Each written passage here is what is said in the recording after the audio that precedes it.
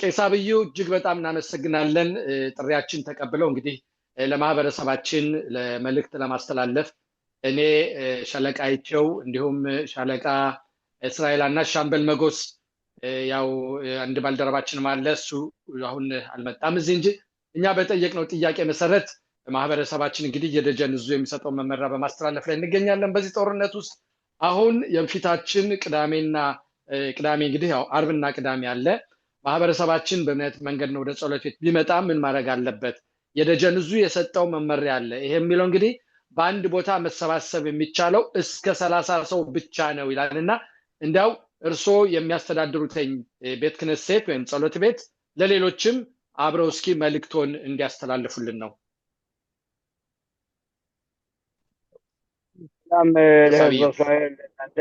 ሰላም ለሕዝበ እስራኤል፣ ሰላም ለእናንተ ለሙላችን ሰላም ይሁን።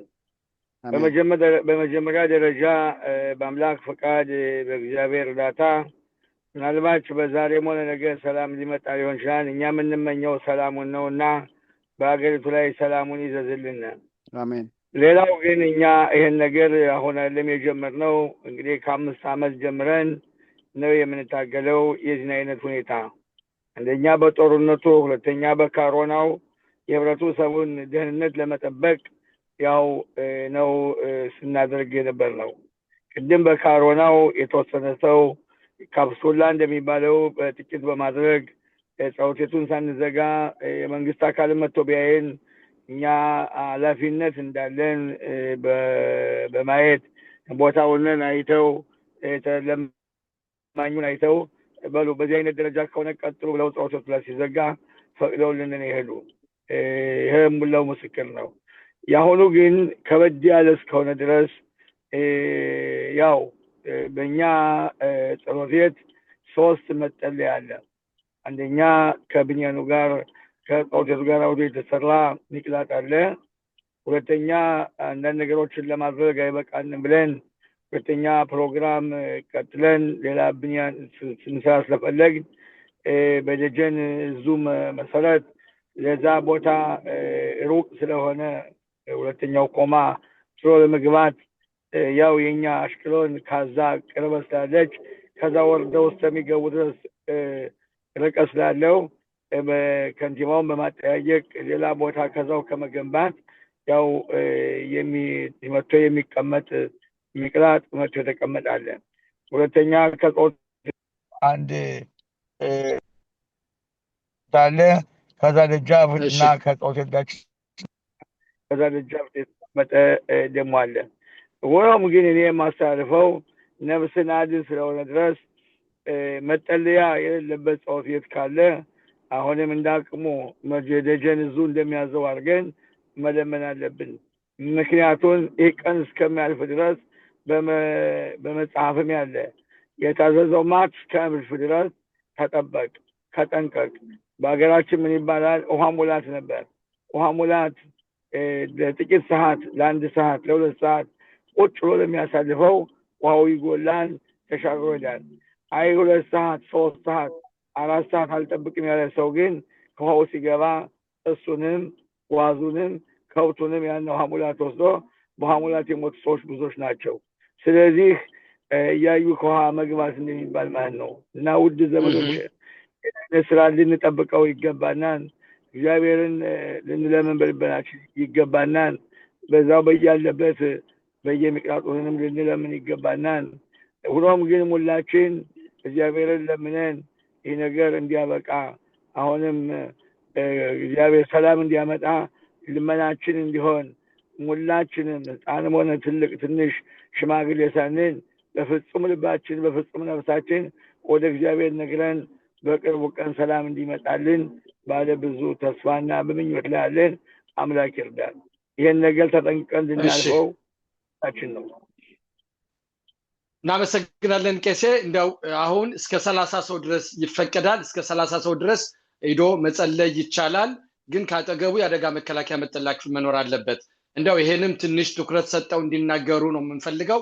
ሌላ ደግሞ የተለያዩ 7 ቀን አመታት የሚባላልና ይሄን ደግሞ እንዲያው እስካሁን ባደረጋችሁት ሁኔታ የእርሶ መልእክትን በዚሁ አጋጣሚ ለህብረተሰቡ እንዲያስተላልፉልን የሃይማኖት አባት መሪ እንደመሆኑ መጠን አዎ እንግዲህ ቅድም እንደተናገርኩት አሁንም እየሰራ ነው ያለው 7 ቀኖችን በመዝጋት እኛ ካህናቶቹ 2 ሆነ 3 ሆነን ያችን የ7 ቀኗ ሙሳይት እንዳትቀር የግማሽ ሰዓትና የሩብ ሰዓት ጸሎት ሙሳይት ጸሎት አድርገን አሁንም እንሄዳለን። ህዝቡ ግን እንዳይሰበሰብ 7 ቀኑ እንዲዘጋ አመታቱ እንዲዘጋ ማለትም በብዙ የሚደረገው እንዲያቆም እየታገለ ነው። ለምሳሌ አሁን እኔ ወደ ነቲቦት እየሄድኩ ነኝ። 7 ቀን ተዘግቷል። ግን እኛ ሙሳይቱን መዝጋት ስለሌለብን 2 ሰዎች ነን ያን ሙሳይ ቆርሰን እንመጣለን። ከትላንት ወዲያም አይሆንም ብለን በኮሎን ነበር፣ በረሆቦት ነበር። ቤተሰቦቹም ሰሙን። ነገሩን የገዙትን ሁላ በመተው የደገሱ ሁላ በመተው ሙሳይቷን አድርገን ልጆችና 2-3 ሽማግሌ ይዘን እየዘጋን ነው። ምክንያቱም ሞት ይዞ ይሞታል እንደተባለው ገናኛ ለሞተ ሰው እናለቅሳለን ስንል የበለጠ ጥቃት እንዳያመጣብን ይሄን ነገር ማቆም ግዴታችን ነው። ትናንትና አልቅሶ ነበር ቅራት መላይ ላይ ያነ የከራት ቅዱሳቱ እኛም ጨምረን ይህ ሰው ካላ ካልተበተነ ሬሳ አላወጣም ብሎ አሁንም የሩብ ሰዓት ያህል ቆመ ገብቶ ቁጭ አለ። ያ ሁላ ሰው በትንትን ብሎ አውጥተን ቀበርነ።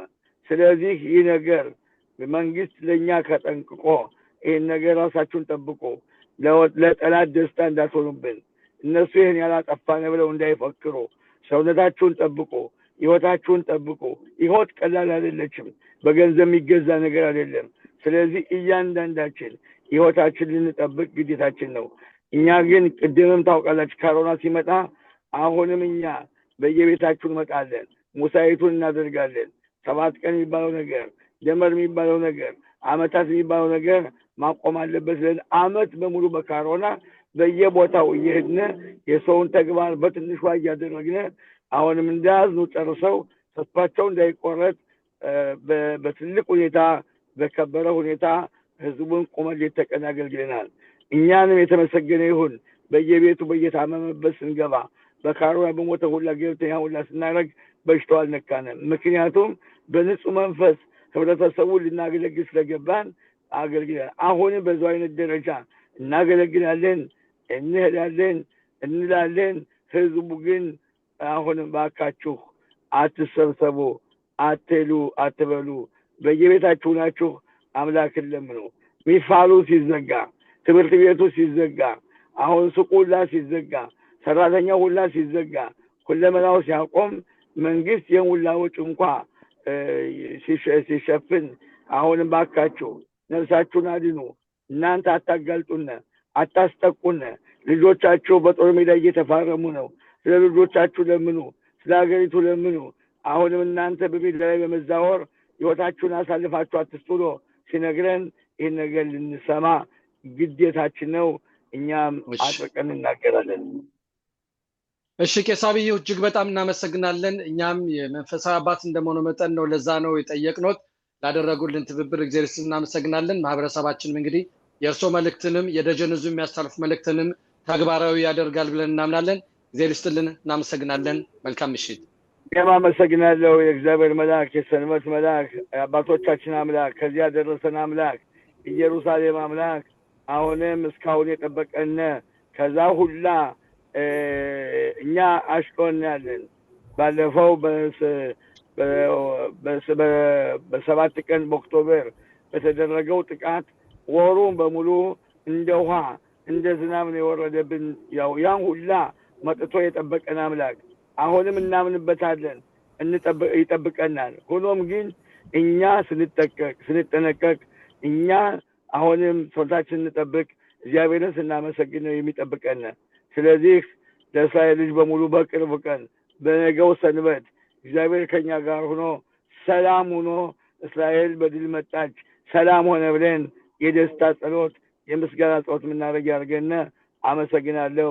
ሸላይም ሶፍ ሸዋጠው